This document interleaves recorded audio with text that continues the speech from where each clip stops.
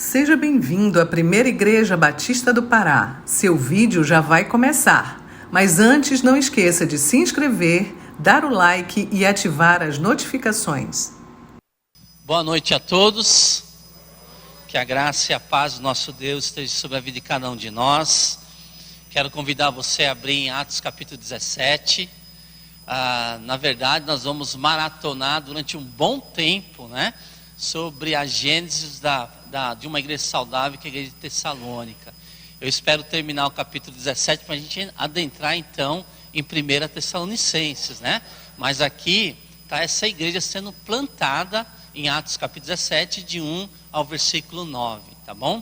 Então a gente vai ter talvez a parte 3, a parte final, e a partir aí da próxima vez que eu pregar aqui na quarta-feira, a gente vai então conversar ali em 1 Tessalonicenses. E eu gostaria muito de incentivar vocês a estarem lendo esses dois livros, né?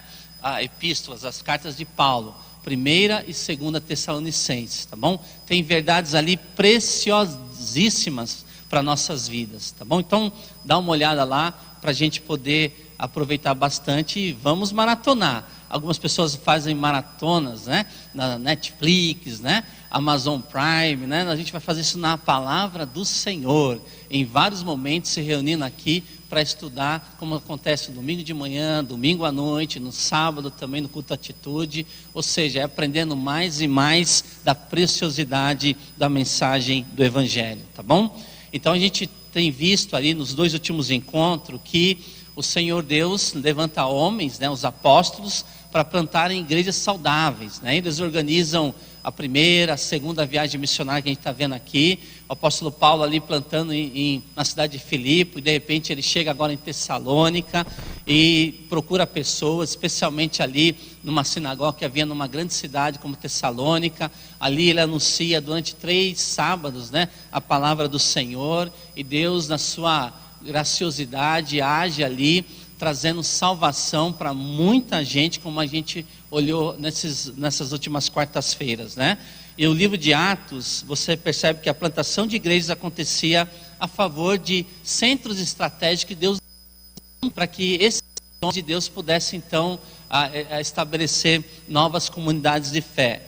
Nós vamos ver que o apóstolo Paulo, né, Deus deu a ele a mensagem não pode ser alterada, ou seja, as boas novas de Deus através do seu Filho amado para todos nós. Mas o Paulo, ele escolhia as melhores estratégias, ele pedia sabedoria, e Deus dava sabedoria para que ele escolhesse então cidades-alvo para o esforço missionário. Então Paulo olhava além da cidade para a região em derredor, ele via o quadro geral, para a partir dali então começar um movimento, né, de plantação de igrejas. Então olha lá em Atos capítulo 17, de 1 a 5, no início de 1 a 4, tá? Tendo passado por Antipolis e a Polônia, chegaram a Tessalônica, onde havia uma sinagoga de judeus. Paulo, segundo seu costume, foi procurá-los, e por 3 sábados arrazoou com eles acerca das Escrituras, expondo e demonstrando ter sido necessário que o Cristo padecesse e ressuscitasse dentre os mortos. E esse dizia a ele: é o Cristo, Jesus, que eu vos anuncio. Alguns deles foram persuadidos e unidos a Paulo e Silas, bem como numerosa multidão de gregos piedosos e muitas distintas mulheres, né? Então aqui mostrando um pouquinho essa gênese, início de uma igreja tão preciosa como a igreja de Tessalônica. A gente viu que Paulo então chega na cidade, ele prega o evangelho e dá ênfase, né, na vida do Senhor Jesus Cristo. E Paulo usou métodos variados para tornar a palavra de Deus compreensível para o seu público-alvo. Então assim, ele faz abordagens diferentes. Você vai ver lá no versículo 2 de Atos 17 que ele arrazoou, né, com aquelas pessoas, ou seja, anunciando, né, dialogando, colocando a preciosidade da palavra do Senhor. Vai dizer lá no verso também 2 que ele expôs, ou seja, explicou-lhe o conteúdo do evangelho, a necessidade de fazer com que as pessoas entendam, explicando com calma, mas com atenção a palavra do Senhor. Ele demonstrou, versículo 3, que Jesus é de fato o Messias, né? O termo demonstrou aqui é a ideia de colocar lado a lado ao apresentar as evidências né, de que Jesus é de fato o prometido, né, das nações, o prometido de Israel, o nosso Salvador Jesus Cristo. E no versículo 3 mostra que ele enfatizou a vida, a morte e a ressurreição de Jesus. Então Paulo faz um relato completo, falando detalhes acerca da sua vida, morte e ressurreição do Filho de Deus. E qual foi o resultado que a gente conversou na quarta-feira passada? O resultado foi o quê? Né? Lá no verso 4, alguns deles, os judeus, foram persuadidos e unidos a Paulo e Silas, bem como numerosa multidão de gregos piedosos. Ora, os gentios, os não-judeus sendo alcançados pelo poder do Evangelho, e muitas distintas mulheres também ouviram, compreenderam e se uniram a Paulo. A ideia de unir assim, de que uniram a mensagem, entenderam, né, através dessa persuasão. A ideia aqui de persuasão que a gente viu na quarta-feira passada é convencer alguém, é influenciar alguém por meio de palavras, né? É esforçar-se para alcançar o coração da pessoa, para ganhar a pessoa em torno não de você, mas da mensagem, né? E da mensagem de Jesus Cristo, o nosso Salvador. Nós vimos também que nessas abordagens diferentes do apóstolo Paulo, a necessidade da gente prestar bem atenção, né? Até inserir aqui um pensamento de E.R. Carson, que é um erudito do Novo Testamento, um professor, pastor reformado. Ele fala assim que na Bíblia nós vamos ver diferentes apelos nas Escrituras, né? Ou seja, o conteúdo, a mensagem não muda, mas para poder a mensagem fazer mais sentido para as pessoas, talvez esse tipo de apelo aumente e diferencie um do outro. Ele vai dizer, J.R. Carson, os diferentes apelos da Bíblia, e ele coloca uma fala que eu achei bastante interessante. Ele diz o seguinte: de modo geral, todos temos a tendência de ficar cegos para o quanto do nosso temperamento e cultura moldam nossa forma de conduzir o evangelismo, de conduzir o nosso ministério. Mas uma atenção cuidadosa à notável diversidade na Bíblia de transmitir o Evangelho pode ampliar a nossa visão. E aí D.R. Carson ele argumenta que os autores bíblicos usavam um leque de abordagens e motivações quando apelam aos ouvintes para que creiam na verdade do Evangelho. Eles não tentam persuadir apenas de um jeito.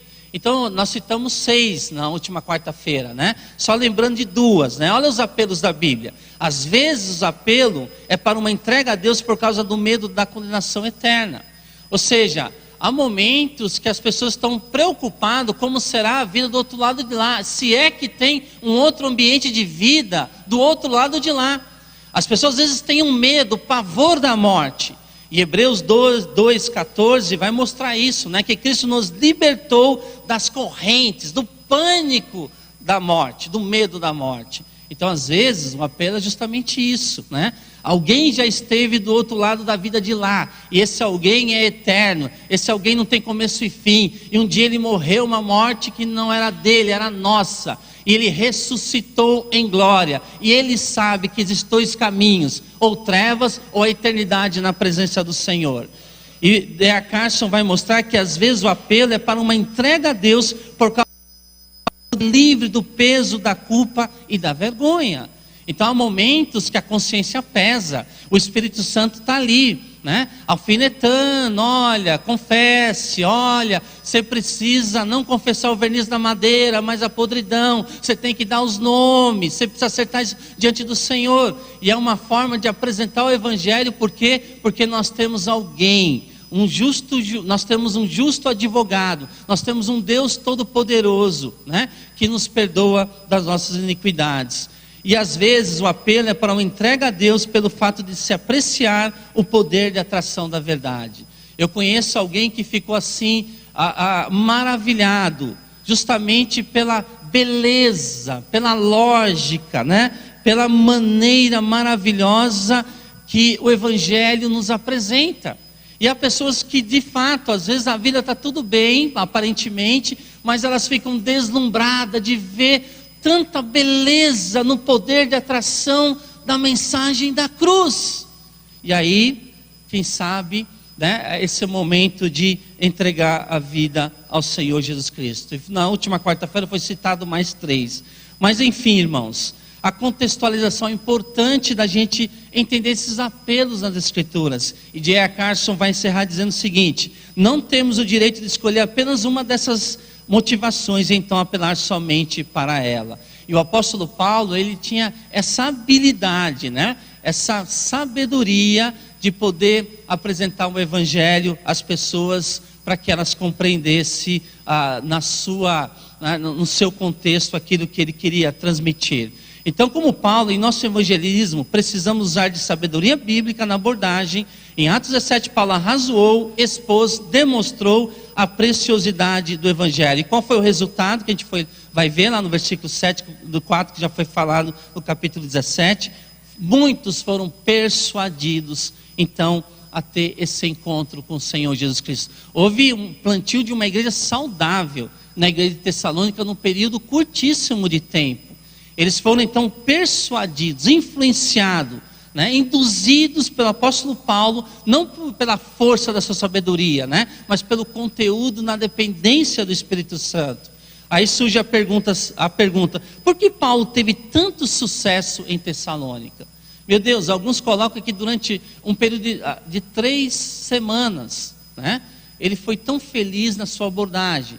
Possivelmente Paulo ministrou entre 4 a 6 meses nessa cidade, e no próximo encontro eu quero falar um pouquinho sobre isso. Mas irmãos, um plantio de igreja num período de 6 meses é um recorde, é difícil. Eu trabalhei com plantação de igreja no Rio Grande do Sul, com revitalização de igreja ali no estado de São Paulo, e depois na cidade de Curitiba. Como é difícil.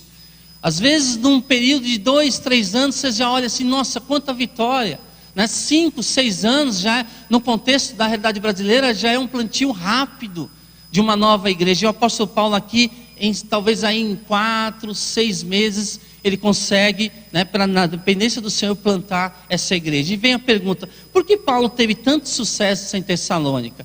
Abra lá em 1 Tessalonicenses capítulo 1, verso 5. Olha o que ele vai dizer nesse texto. Por que Paulo teve tanto sucesso? Talvez aqui uma indicação, tá, irmãos? Aliás, uma forte indicação de que Deus de fato atuou por meio do apóstolo Paulo. Olha lá o que ele vai dizer: porque o nosso evangelho não chegou até vós tão somente em palavras. A ideia aqui, palavras de logia, né? Palavra humana, mas sobretudo no poder. A palavra aqui é dinamis, né? E recebereis poder ao descer sobre vós, a mesma palavra, mas sobretudo em poder de quem? No Espírito Santo, e em plena convicção. A ideia aqui de convicção de que lidamos com a verdade. Então o apóstolo Paulo vai dizer assim que, veja, o sucesso desse ministério se deve à atuação do Senhor. Então nós vamos ver assim que foi uma pregação centrada na palavra, ok? Tão somente na palavra, sim, ele anunciou as verdades do Senhor, mas não era uma verdade teórica, né, seca, mas sim na dependência do nosso Salvador. Então foi uma pregação centrada na palavra. Paulo apresentou Jesus. Ele não discursa sobre filosofia grega, nem política romana, não prega a tradição dos anciões, nem ensina os dogmas dos rabinos fariseus. Expõe as escrituras e a partir delas apresenta Cristo, ou seja, a vida, morte e a ressurreição de Jesus Cristo. Segundo, foi uma pregação revestida de poder. Ou seja, sem a ação do Espírito Santo, a pregação não passaria de apologia humana, de palavras lançadas ao vento, sem público, sem conversão, sem transformação de vidas. Mas aqui não, o apóstolo Paulo tinha palavra e poder. Ele pregava aos ouvidos, mas também aos olhos. Ele falava e demonstrava com a sua vida, com as suas atitudes, quem de fato era Jesus Cristo. Por isso que Paulo vai lembrar, não chegou a vós tão somente em palavras, mas no poder, né? Em poder no Espírito Santo. E foi uma pregação marcada por profunda convicção, né? A pregação de Paulo era autenticada pela experiência e pela vida.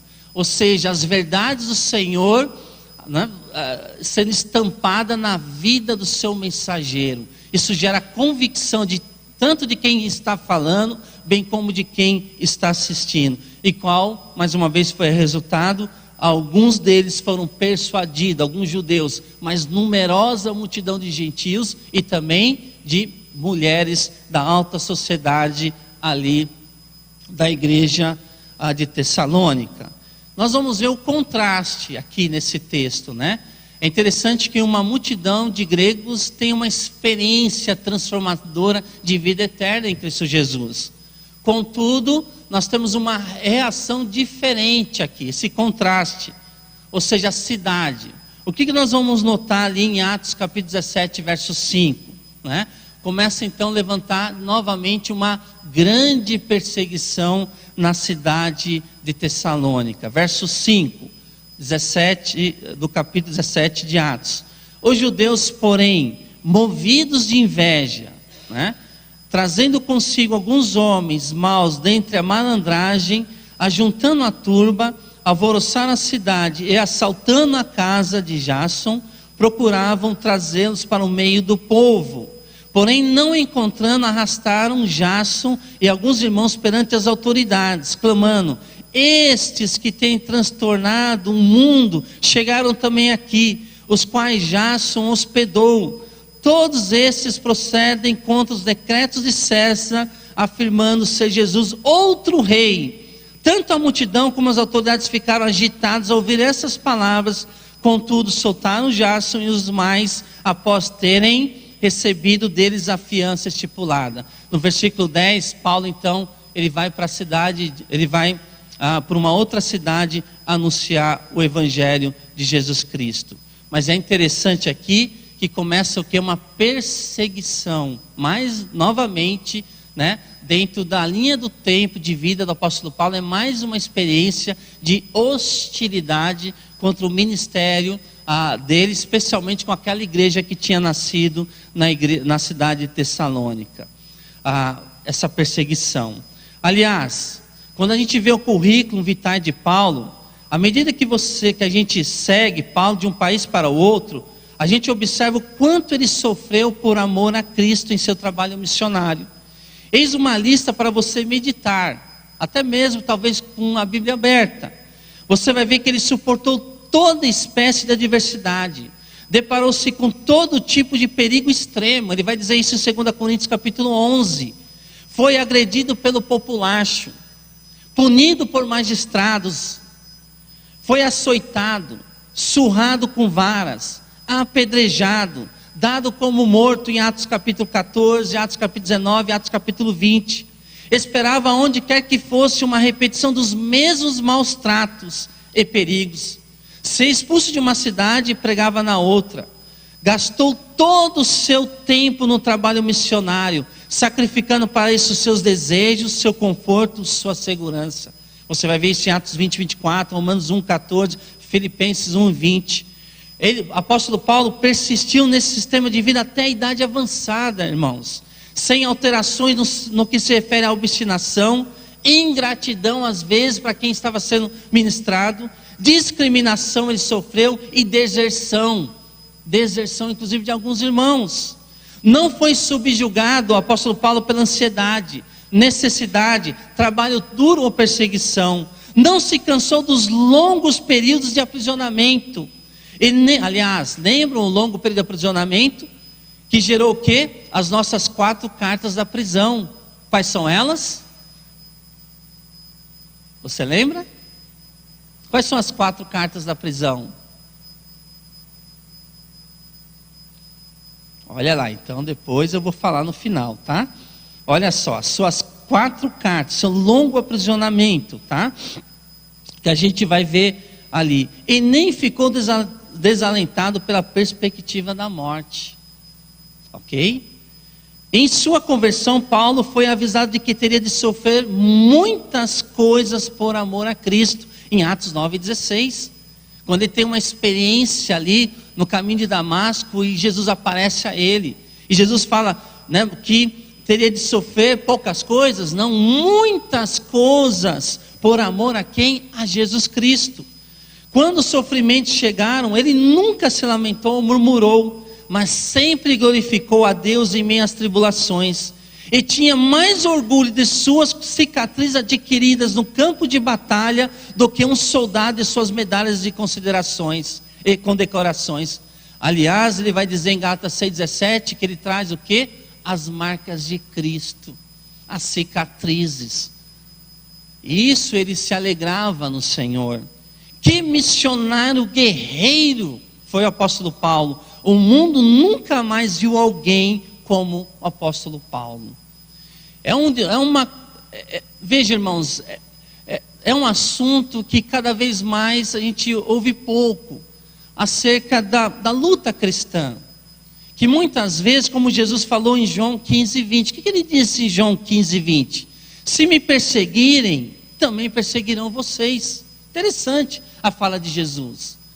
E eu sei que quando fala de sofrimento, perseguição, a gente tem a tendência de, não, essa mensagem não é para mim. Mas aparentemente, quando nós olhamos para o Novo Testamento, a perseguição é um padrão normal da vida cristã. Por fazer as coisas certas, por levar uma vida que agrada ao Senhor. Porque aqueles que querem viver piedosamente em Cristo Jesus, Paulo vai dizer, serão o quê? Perseguidos, afligidos.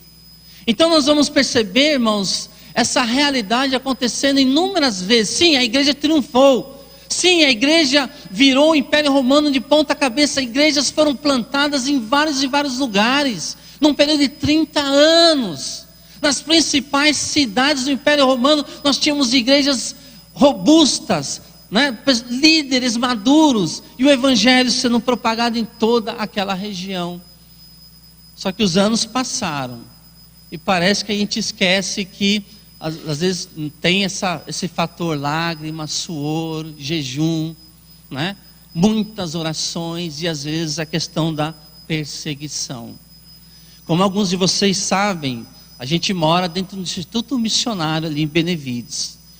E uma vez por ano a gente tem uma conferência missionária, que a gente recebe várias agências do Brasil todo, que atuam não só no Brasil, mas na Europa, na Ásia, em países fechados. E é comum a gente parar e dizer assim, olha, missiólogos, líderes, teólogos, aqui está o nosso currículo. Aqui o nosso currículo. Alunos do primeiro, alunos que vão fazer 3 anos de curso, 4 anos, aqui então se encontra o nosso currículo, as nossas matérias durante esse período. Ali você tem o quê? Várias disciplinas, teologia sistemática 1, 2, 3, 4, panorama do Antigo e Novo Testamento, teologia bíblica do Pentateuco, teologia bíblica de missões, teologia bíblica do Novo Testamento, as cartas joaninas, liderança cristã, vida cristã, nossa, várias matérias ali. E a pergunta às vezes que a gente faz, existe no nosso currículo alguma lacuna que não está sendo preenchido? E cada vez nós temos ouvido dos nossos missionários, inclusive um deles foi Ronaldo Lidório, diz assim, olha, está faltando uma matéria. Qual matéria? Está faltando uma matéria que se poderia chamar teologia do sofrimento. Teologia do sofrimento. Preparando cristãos e missionários para a perseguição e às vezes até a morte. Porque, irmãos, para você ministrar em muitos países do Oriente Médio, países como a Índia, China, você tem que renunciar a muita coisa. Inclusive, adquirir do Senhor, um amor por Ele, pela sua obra e por aqueles que estão nessas regiões que ainda não ouviram o Evangelho. Teologia do sofrimento. E alguns seminários sérios no mundo todo estão incluindo esse tema, porque a Bíblia fala muito sobre isso. Jesus, inclusive, nas suas bem-aventuranças, ele vai dizer, bem-aventurados os perseguidos por causa do meu nome. Ou seja, vai acontecer, talvez de uma forma mais branda, ou talvez de uma forma muito mais violenta, mas para aqueles que estão servindo ao Senhor, em dado momento vai experimentar uma certa hostilidade. E aí, em Mateus capítulo 10, abra lá em Mateus capítulo 10, segura aí em Atos capítulo 17, Mateus capítulo 17, 10, versículo 16, Jesus vai dizer o seguinte, eu os estou enviando como ovelhas entre lobos, os homens os entregarão aos tribunais e os açoitarão na sinagoga deles, O irmão entregará à morte o seu irmão e o pai a seu filho. Filhos se rebelarão contra seus pais e os matarão. Todos odiarão vocês por minha causa. Jesus anunciando. Então veja, irmãos, o seguidor de Jesus precisa entender que a fidelidade a Cristo vai colocar em oposição à sociedade por onde for. Pois jamais existiu uma sociedade, seja no Ocidente ou no Oriente, no passado ou no presente, que pudesse absorver a palavra de Cristo em seu sistema, sem que isso produzisse algum sofrimento, perseguição e desprezo. Diante disso, a pregação de Jesus encontrada em Mateus 10 é um ponto de referência para entendermos oposição, perseguição e em alguns casos martírio, no contexto de evangelização. Ali Jesus fala aberta e exaustivamente sobre o assunto. Por que Jesus se detém tão meticulosamente desse assunto? Porque ele queria se certificar de que seus primeiros discípulos e todos os seus futuros mensageiros soubessem o que teriam de enfrentar ao prosseguirem. Consequentemente, essa orientação detalhada serve como um quadro geral da oposição que se levanta contra todos os pregadores do Evangelho. Nesta passagem de Mateus capítulo 10, vemos Jesus pela primeira vez enviando seus discípulos em missão, ainda que de curto prazo. A missão serviria como treinamento ou aquecimento para a missão mais abrangente e mundial que eles empreenderiam após a ascensão de Cristo aos céus. Preste atenção em tudo que Jesus fala sobre a resistência que os discípulos iriam encontrar. Ou seja, a cruel realidade da perseguição. Primeiro, você vai ver lá em Mateus 10, Jesus informa que a perseguição tem diferentes níveis, de intensidade e diferentes consequências, sendo o martírio a mais extrema possibilidade lá em Mateus 10. Ao enviá-lo, Jesus advertiu explicitamente que haveriam de enfrentar 6 diferentes níveis de oposição. Jesus usou 6 termos para descrever as crescentes hostilidades que podem fazer parte da perseguição. Jesus começa com a forma menos severa de hostilidade e depois vai intensificando as ações até chegar à experiência mais grave. Ou seja, Cristo declara que os seus mensageiros deveriam estar preparados para serem, olha só, pode colocar a imagem 1, tá, Heber, por favor? Olha só, Cristo declara que seus mensageiros deveriam estar preparados para serem proibidos de proclamar o Evangelho. Você percebe aqui a progressão dos níveis de perseguição. O que ele vai dizer ali no versículo 14, né? Proibidos de proclamar o Evangelho, não vos receber, não é isso? Ou seja, serão evitados. Se alguém não vos receber, ou seja, né? Algumas pessoas vão tentar te afastar. O segundo nível, rejeitados caso não tivesse a oportunidade de falar, ou seja, né, nem ouvir as vossas palavras, a ideia de rejeição mesmo. Se alguém não vos receber, nem ouvir as suas palavras, percebe aí o avanço de graduação de oposição. Depois ele vai dizer a questão de serem presos, né? Presos, vos entregarão, no versículo 17, porque vos entregarão aos tribunais. E aí ele vai mostrar, no versículo 17, agredidos fisicamente, porque vos entregarão aos tribunais e vos açoitarão nas sinagogas. Outra graduação aqui, perseguidos com intenção de fazer mal, vos perseguirão, tá? Quando porém vos perseguirem numa cidade, fugir para outra. Percebe aqui essa mudança, né? Jesus está falando para os seus discípulos, e aí nós temos a última levante aqui, que serão martirizados, quando ele usa o termo aqui no versículo 28 de Mateus capítulo 10, essa progressão dos níveis de perseguição. Não temais os que matam o corpo. Jesus está dizendo para os seus discípulos, alguns de vocês eles vão tocar no corpo, e hoje nós temos, para vocês terem uma ideia, no ano passado 4.998 pessoas foram martirizadas por causa do Evangelho. Qual o motivo? Crer em Jesus Cristo. Foram martirizadas em 2023. 4.998 pessoas. foram registradas por organizações cristãs que acompanham esse tipo de hostilidade, tá? Foram martirizados. Mas Jesus vai dizer assim, né? Não temais os que matam o corpo e não podem matar a alma. Temei antes aquele que pode fazer perecer no inferno tanto a alma como o corpo. Talvez na realidade brasileira a gente pode ir para o nível 1, alguns experimentam isso, ou nível 2, né? É mais raro você ver a questão, muito raro, questão de prisão e martírio. Martírio, pelo menos eu sei que nos últimos anos eu não vi nada diretamente ligado a isso. Mas Jesus aqui mostrando essa realidade. Paulo experimentando isso na cidade de Tessalônica, como ele também experimentou lá na cidade de Filipe. Lembra que ele foi preso, ele e Silas foram maltratados, foram espancados na prisão, e lá, meia-noite, eles começam a louvar o Senhor, e aí acontece um terremoto, eles são libertados, e saem de Filipos, vão para onde? Para Tessalônica, mais perseguição e hostilidade. Então Jesus aqui em Mateus capítulo 10, ele está avisando os seus discípulos. Talvez para nós isso não cai bem nos nossos ouvidos. A gente vive num país que é livre. Contudo, irmãos, essa não é a realidade de muita gente aí fora. Mas Jesus também ele vai citar aqui em Mateus 10 as fontes da perseguição. Olha o que ele vai mostrar ali, né? Jesus não queria que os cristãos se surpreendessem ou ignorassem as fontes de onde a perseguição viria. Ele descreve 4 fontes específicas sobre as quais os pregadores precisam estar atentos e manter prudência. Primeiro, ele vai mostrar no versículo 17, a comunidade. E acautelai-vos do quê? Dos homens. Os homens vivem em comunidade.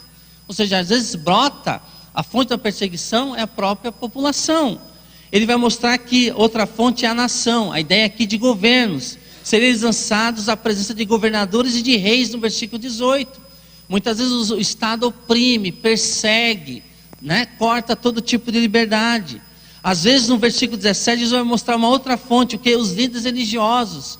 Quantos cristãos estão sofrendo perseguição por religiões que são majoritárias em determinados países? E por último, Jesus vai mostrar lá no versículo 21, outra fonte de perseguição, os mais queridos, seriam os membros da sua própria família.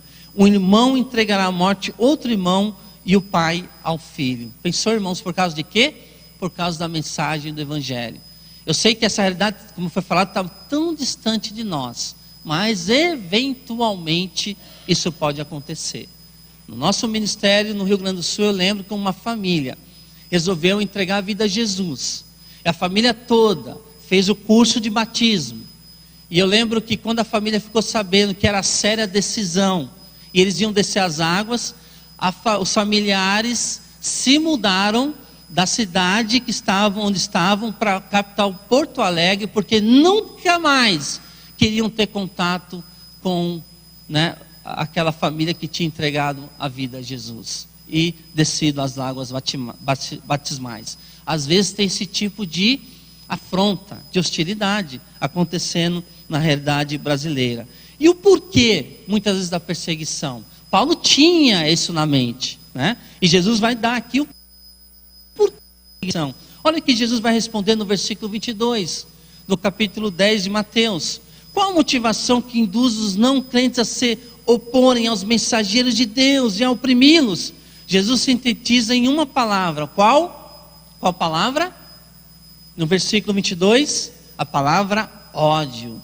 Sereis odiados de todos por causa do meu nome. Interessante. O ódio é a resposta emocional que corações endurecidos têm dado a Jesus ao longo dos séculos. Por quê? Porque sua mensagem é uma ameaça, é uma confrontação, estilo de vida e escolhas adotadas pela maioria. Jesus vai dizer lá em João 3, 19 e 21, o julgamento, aliás, João dizendo lá em 3,19, o julgamento é este, que a luz veio ao mundo, e os homens amaram mais as trevas do que a luz, porque as suas obras eram más.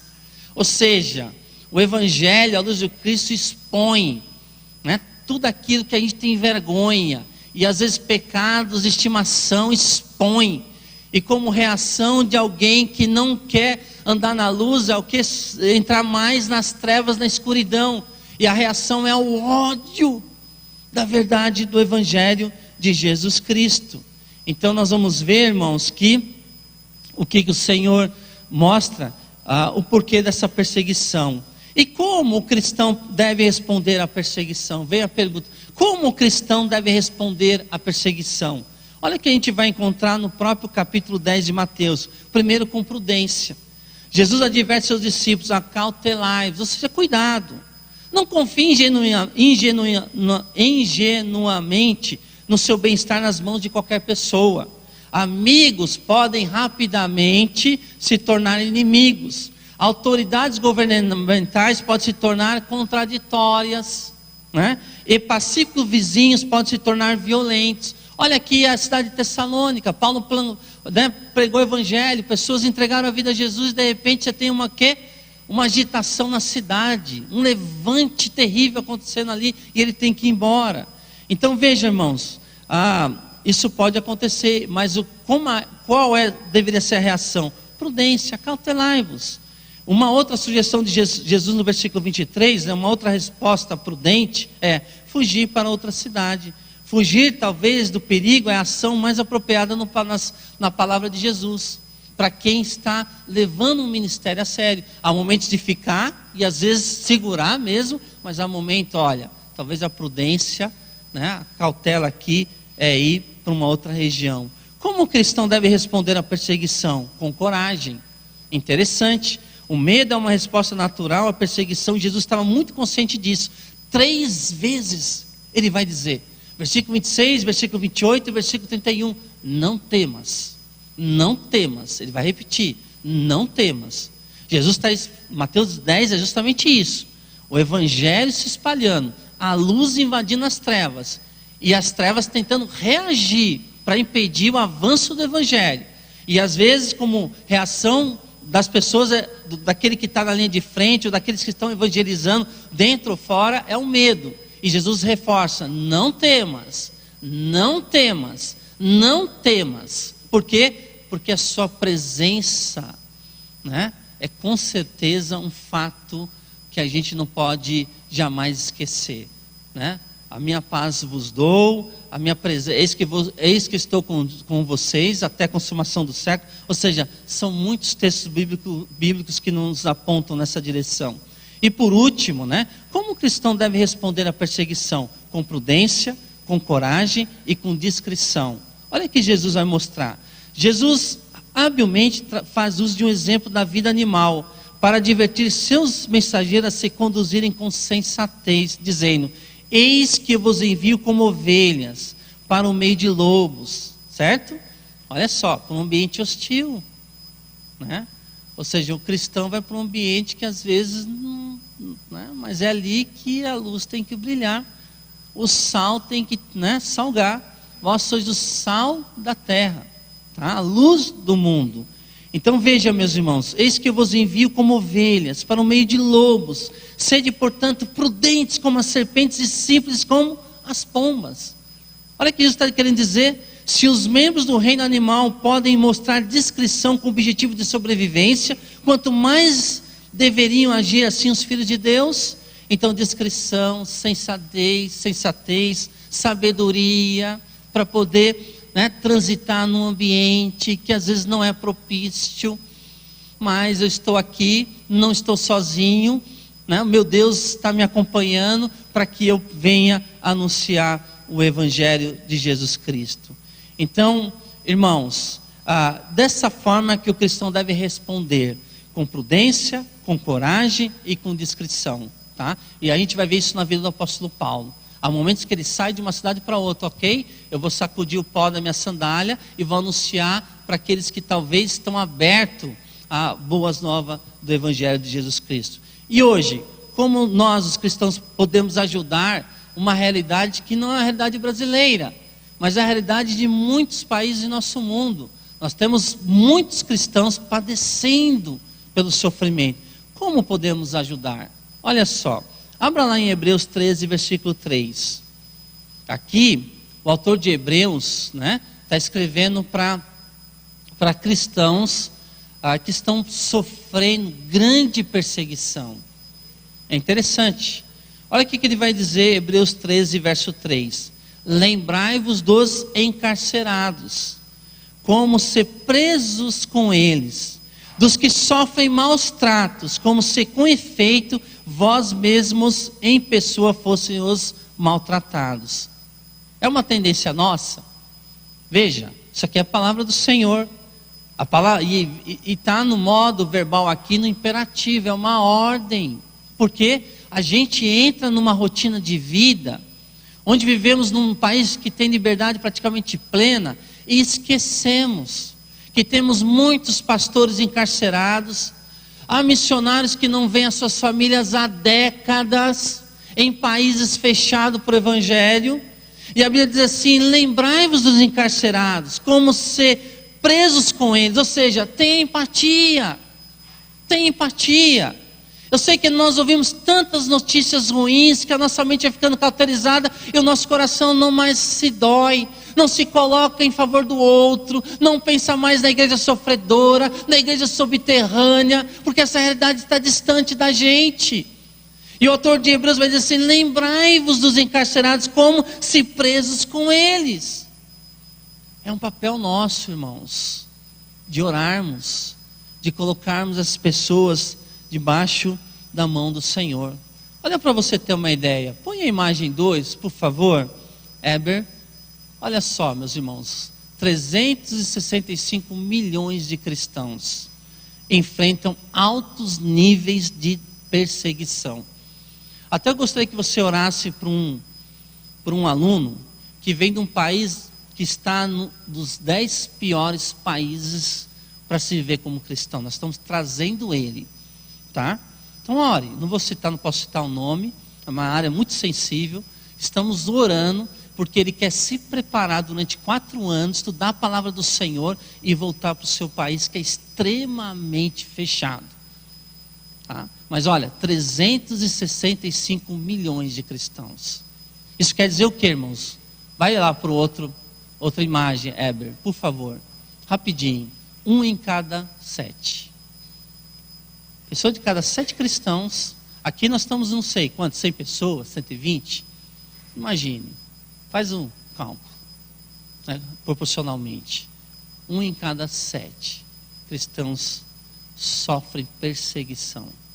Nós precisamos orar para que Deus, né, haja com misericórdia sobre nosso mundo, que cada vez mais, né, se levanta contra a verdadeira mensagem do Evangelho. E Paulo, em suas cartas, ele vai fazer isso na carta de Efésios, ele vai fazer isso na carta de Tessalonicenses. Ele vai dizer: orem por mim, para que Deus me dê ousadia. Orem para mim, para que a gente, mesmo debaixo de sofrimento, o Evangelho possa avançar. Esse é o nosso papel como cristãos. E louvamos a Deus pelo que Ele fez em Tessalônica. Mas houve também, como Paulo vai dizer, que a gente leu no versículo de Tessalonicenses, houve uma forte oposição. Mas o Evangelho triunfou, porque é poder de Deus, é ação de Deus, em meio a uma cidade extremamente pagã, como a cidade de Tessalônica. Que Deus nos ajude nessa tarefa. Amém? Vamos orar. Senhor, muito obrigado mais uma vez por poder dar uma olhada, refletir sobre a gênese dessa igreja saudável de Tessalônica. Ó Deus, obrigado porque o Senhor plantou uma igreja que fez diferença. Paulo vai dizer que essa igreja, quando escreve a sua carta, se repercutiu o testemunho desses amados irmãos em várias regiões. Se ouviu falar de uma fé verdadeira. Obrigado por essa realidade. E também, Senhor, nos ajude a agir como verdadeiros discípulos do Senhor, orando por missões, pelas nossas congregações, pelos nossos missionários, pelos missionários que estão atuando dentro do Brasil, fora do Brasil. Por favor, Deus, nos dê esse discernimento e alegria de orar por eles. E também, Senhor, nos ajude a as pessoas do nosso lado, nossos familiares, vizinhos, ó Deus. Por favor, nos dê esse constrangimento em amor para que isso aconteça. Em nome de Jesus, amém, Senhor.